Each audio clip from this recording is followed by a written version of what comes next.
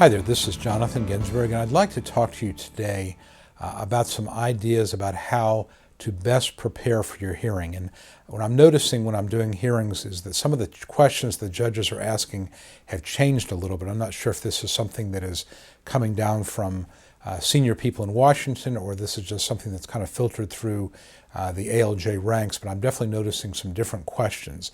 And here specifically are some of the questions that I'm seeing that I think you ought to be prepared for. First of all, if your impairment is physical, you can expect the judge to ask you how long can you sit, how long can you stand, how long or how far can you walk. And more importantly, the judges are asking, for example, with sitting, how long can you sit at one time? If you need to take a break, how long of a break do you need to take? And here's kind of the new question. If you added up all the sitting you could do during the course of a day, how much sitting could you do? So for example, if you say you can sit for 15 or 20 minutes, then you need to take a 10-minute break and walk around, then you can sit down again for 10 or 15 minutes. You would be expected to know that you can sit for a total of 2 hours during the course of a day. And of course, a lot of people don't really think that way, because obviously if you're only able to sit for 10 or 15 minutes, you don't think about my total sitting during the day or my total standing, but you need to have those figures in mind. So don't be surprised if the judge says to you, how long can you sit at one time? What type of break would you take? And if you added it all together, how much sitting, how much standing? As far as walking, how far can you walk before you need to stop?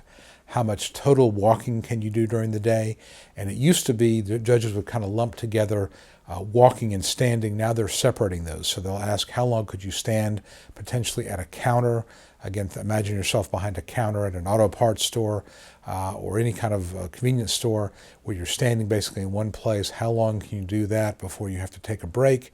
How long would the break be, and how much total standing during the course of a day? With walking, generally the judges are looking for distance as opposed to time. How far can you walk? And so people will sometimes say, I can only walk to my mailbox. Well, it's better to say I can walk 15 to 20 yards or half a mile or whatever it may be. And then I've got to stop. I can walk a total of maybe a mile and a half during the course of a day, or I can walk for maybe 30, 40 minutes total during the course of a day.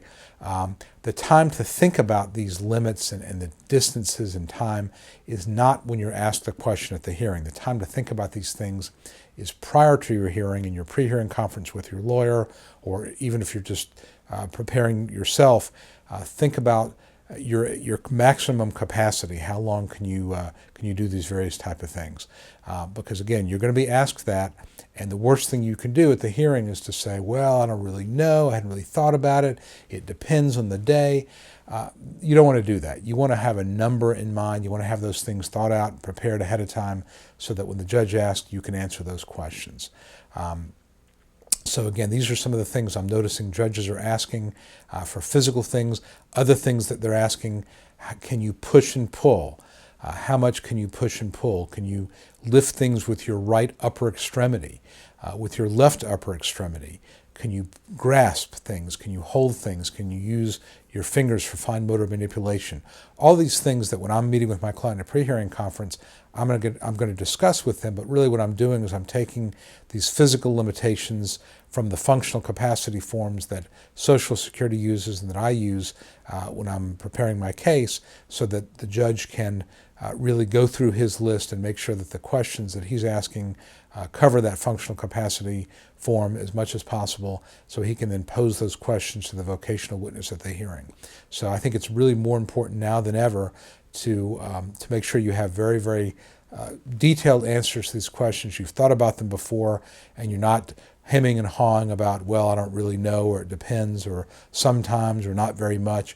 You don't want to do that. You want to have very definitive answers. So those are some of the points I would make about preparing for a hearing and knowing how to answer some of these questions. You know they're coming, so you might as well answer them as best you possibly can and think about it ahead of time. So I hope this has been helpful.